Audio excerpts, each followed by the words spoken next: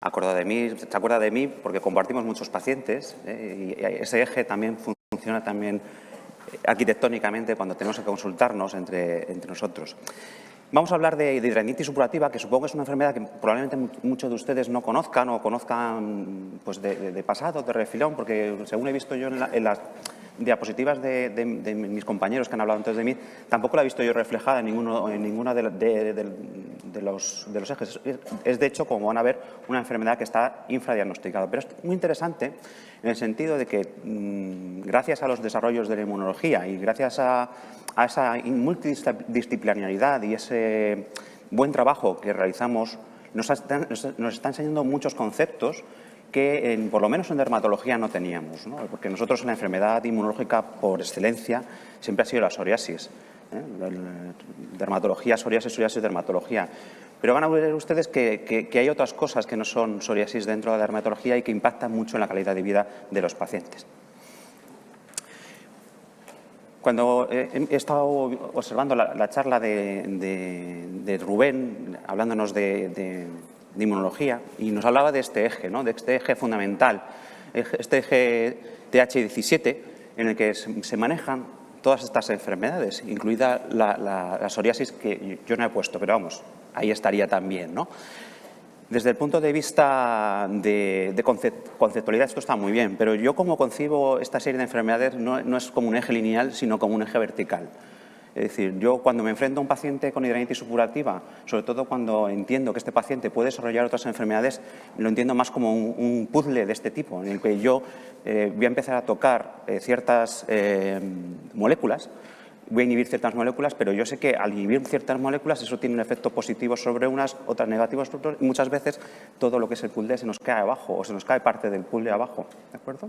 Esta es la imagen que tengo yo cuando trato a mis pacientes de hidradenitis supurativa, sobre todo cuando tienen otras múltiples enfermedades tipo IMID, que ya verán ustedes que realmente sucede así. A poco que uno rasque y pregunte a nuestros pacientes: ¿usted tiene lesiones en las axilas, en las ingles de manera recurrente? Pues ahora que lo menciona, porque es una cosa que no se cuenta, ¿no? Es una cosa que yo siempre digo: en las cenas de Navidad no se cuenta que a mí me salen abscesos en las axilas o en las ingles. No, es una cosa que no es muy aparente, ¿no? Pero sí que está ahí, es una enfermedad que se sufre en silencio, como van a ver ustedes. Vamos a hablar de estas tres cosas fundamentalmente. Les voy a introducir a la enfermedad, la relevancia que tiene y para nuestros pacientes y por qué debemos diagnosticarla precozmente. Y me alegro también de que este tema ya haya salido. El tema del diagnóstico precoz yo creo que va a ser uno de los grandes temas en el futuro próximo, y el de tener la enfermedad antes de que se desarrolle. En segundo lugar, qué evidencia hay de la relación de esta enfermedad con la patología articular y con la patología digestiva. Y finalmente hablaremos de estrategias comunes que utilizamos para tratar estos pacientes que muchas veces son tan complejos a la hora de tratar distintas enfermedades simultáneamente. ¿Qué es la hidradenitis supurativa? ¿Qué es y cómo se diagnostica? Pues esto es la hidradenitis supurativa, Esta es la hidradenitis supurativa cuando hacemos mal nuestro trabajo. Cuando hacemos mal nuestro trabajo, o bueno, vamos a ser un poquito más comprensivos con nosotros. Con nuestra propia ignorancia hace 10 años, cuando nosotros dejábamos que los pacientes llegaran aquí, ¿de acuerdo? Esto es lo que pasaba con nuestros pacientes de hidradenitis supurativa. Afortunadamente, gracias a que hemos comprendido que esto es una enfermedad progresiva, destructiva, que puede estar mediada inmunológicamente, hemos aprendido que esto podemos evitar a que el paciente llegue a estos extremos. Y en eso estamos ahora mismo. ¿Cómo vamos a diagnosticar porque claro, aquí en este caso ya tenemos muy claro que esto es una hidradenitis supurativa, pero es que la enfermedad empieza mucho antes, como van a ver. ¿Qué tenemos que preguntar o qué nos va a contar el paciente dentro de la anamnesis respecto a esta enfermedad? Nos va a decir que va a tener lesiones recurrentes, es decir, una enfermedad que se mantiene a lo largo del tiempo en ciertas zonas que nosotros denominamos zonas apocrinas, las axilas, las ingles, los pliegues submamarios, ¿de acuerdo?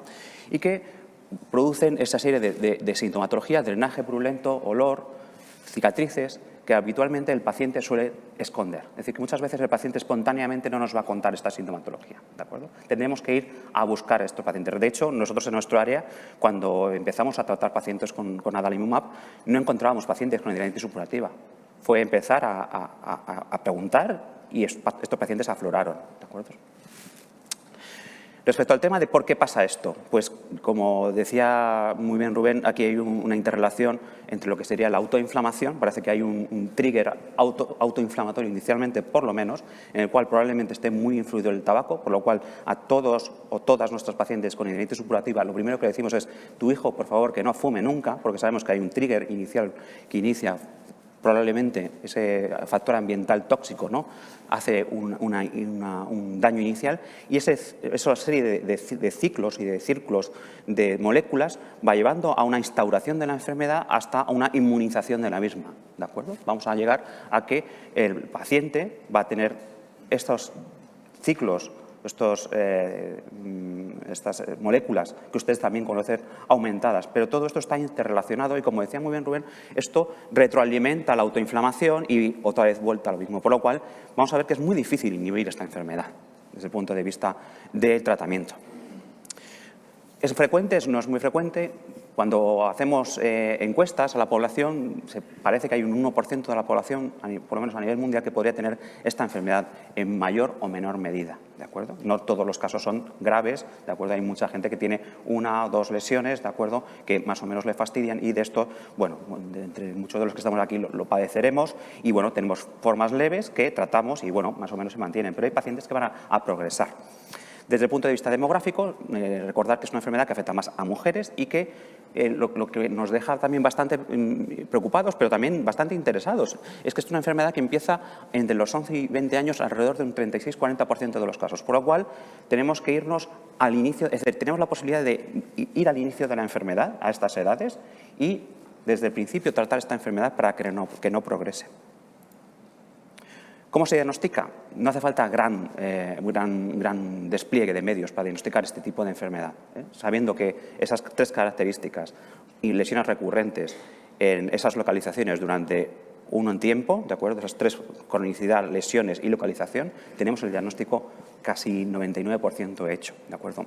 ¿Y en qué sentido nos puede ayudar a nosotros la ecografía? ¿En qué utilizamos la ecografía?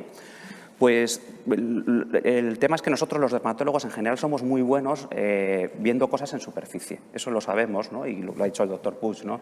Nuestra enfermedad es que se ve y podemos estimar perfectamente, ¿no? No es como el dolor más menos, vemos perfectamente pues, que está más rojo, menos rojo, más descamativo, menos descamativo.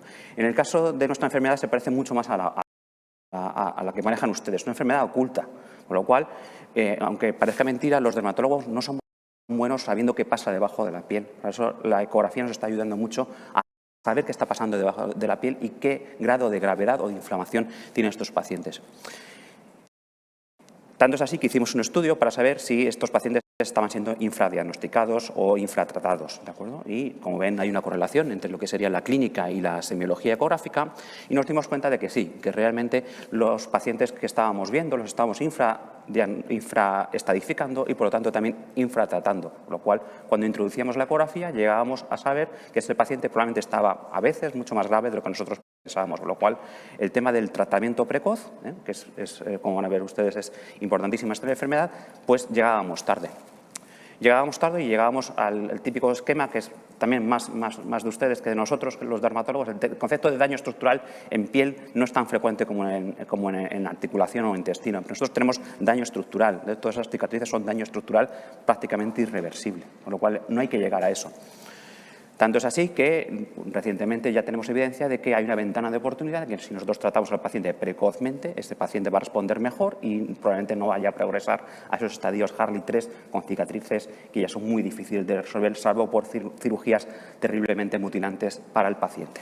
Y aún así la enfermedad va a seguir porque no es una enfermedad quirúrgica.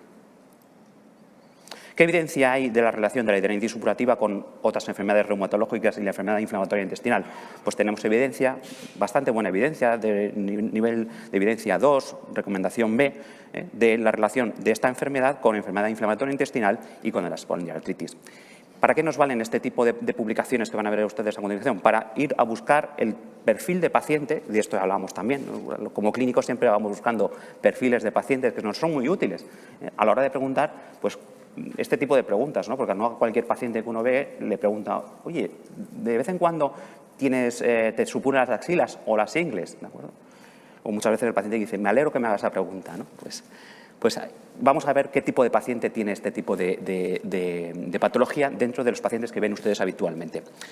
Respecto al tema reumatológico, los pacientes con enfermedades reumatológicas, fundamentalmente artritis reumatoide y espondilitis, sabemos que este tipo de pacientes tienen un doble de riesgo de tener esta enfermedad, por lo cual nos lo tenemos que plantear o por lo menos tener en la cabeza que el paciente puede tener este tipo de enfermedad y si nos da ese pie, hoy me sale este tipo de lesiones, ¿dónde? En la axila. Preguntar un poquito más, tirar un poquito más del hilo. ¿Vale? ¿Qué tipo de pacientes? Fundamentalmente pacientes con enfermedad axial, ¿de acuerdo?, con peor calidad de vida y que también presentan entesitis y dactilitis. En esos casos la prevalencia puede llegar hasta un 9% en la última encuesta que se ha hecho en estos pacientes. Es decir, que es una enfermedad a tener en cuenta que nuestros pacientes habitualmente no nos van a contar. Es decir, que tenemos que ser proactivos a la hora de buscarla. Respecto al tema de la relación entre la artritis, eso es 2-3 veces más frecuente, por lo cual a tenerlo en cuenta también. Respecto al tema de intestino, vemos que los mismos factores que están dañando la piel también dañan el intestino, por lo cual es muy lógico, como estaba comentándonos antes Rubén, que haya pacientes que compartan este tipo de alteración en función de las citoquinas, el GTH17 TNF-alfa. ¿De acuerdo? Respecto a qué enfermedad es la que más presenta esta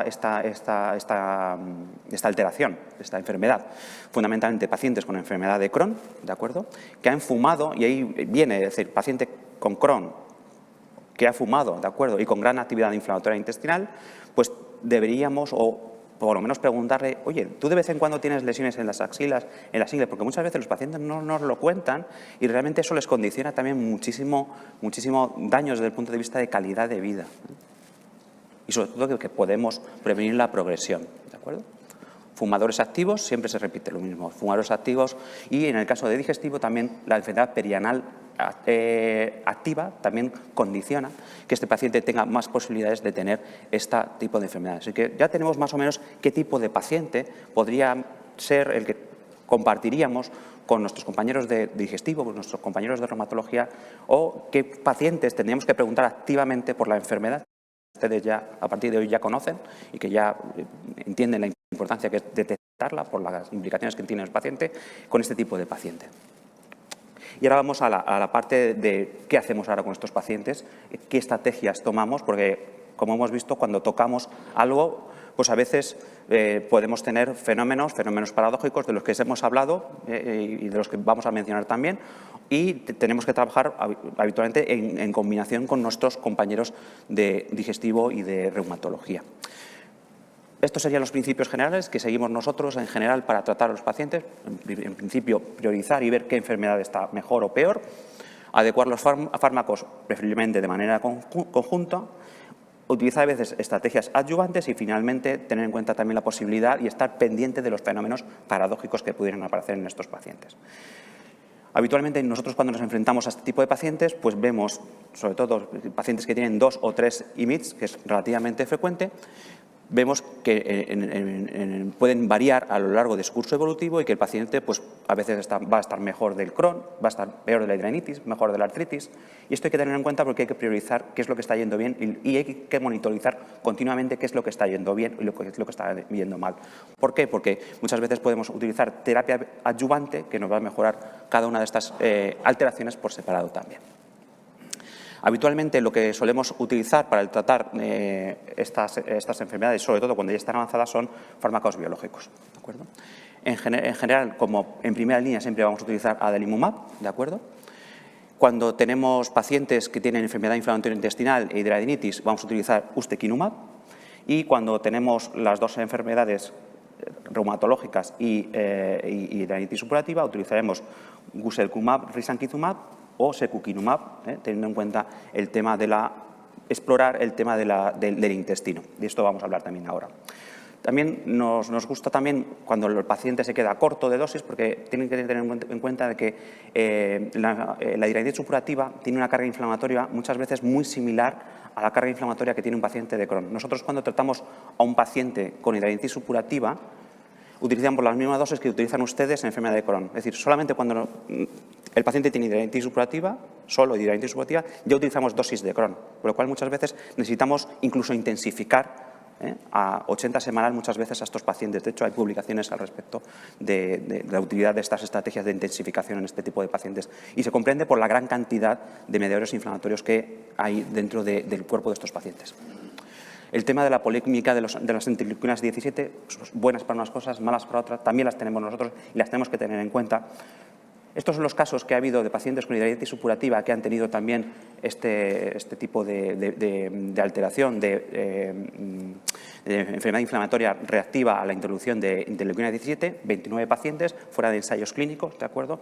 Y habitualmente lo malo es que no es fácil de predecirlo, ¿de acuerdo? Muchas veces ellos no van a tener antecedentes, ¿de acuerdo? Muchas veces no nos van a avisar de esta sintomatología. Yo me he dado cuenta también como dermatólogo que no es tan fácil, la semiología digestiva no es fácil para nosotros. Yo le pregunto muchas veces por cambio de ritmo intestinal y la verdad que mi compañero de digestivo le pregunta preguntas muy parecidas a las mías y él saca la enfermedad inflamatoria intestinal y yo no la saco, por lo cual tengo que reconocer que somos muy malos haciendo anamnesis digestiva nosotros los dermatólogos en general, o por lo menos yo, ¿de acuerdo? Pero en general siempre preguntamos si hay ese background de posibilidad de enfermedad inflamatoria intestinal. Todos estos pacientes, si tiene 1 o 2 IMIDs, es muy fácil que tenga 3 IMIDs, tenerlo en cuenta. Preguntar por esa sintomatología digestiva, la calprotectina, no se puede hacer a todos los pacientes, pero sería una opción a plantear, sobre todo en esos pacientes que tengan un background personal o familiar, porque estos son enfermos que comparten bastante genética desde el punto de vista inmunológico, pacientes que el padre tiene enfermedad de Crohn, la madre tiene hidradenitis supurativa, son pacientes que comparten un background. Estos pacientes preguntar o incluso pedir este tipo de moléculas, sobre todo si vamos a utilizar antiinterleuquina 17.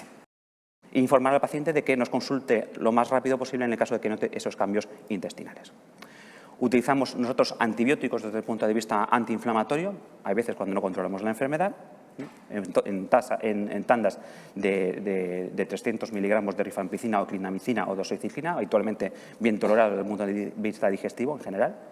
Y también es una enfermedad que cuando no hay más remedio muchas veces tenemos que recurrir a la cirugía, sobre todo lesiones refractarias que consumen mucho anti-TNF, nosotros retiramos muchas veces esas lesiones desde el punto de vista quirúrgico y el fármaco funciona mejor. Finalmente, tener en cuenta las reacciones paradójicas y estar pendiente de ellas. Vamos a tener hidradenitis supurativas paradójicas en muchos pacientes con enfermedad de Crohn y artritis y hay que estar pendiente de este síntoma también. Y también vamos a tener psoriasis paradójicas en pacientes que tienen enfermedad de Crohn y artritis, como ustedes bien saben. Sobre todo, todos estos fenómenos paradójicos, tanto lo que es la hidradenitis supurativa como la psoriasis paradójica, vamos a verla siempre en formas digamos, discretamente atípica. Vamos a ver que realmente las lesiones de hidradenitis supurativa paradójica no suelen salir en los mismos sitios, en las axilas, en las ingles muchas veces empiezan a salir pues, tórax, abdomen, piernas, localizaciones raras. Eso nos tiene que hacer pensar que estamos ante una hidradenitis supurativa paradójica después de haber empezado un anti-TNF o cualquiera de otros fármacos, porque están realmente relacionados con cualquier fármaco biológico este tipo de lesiones.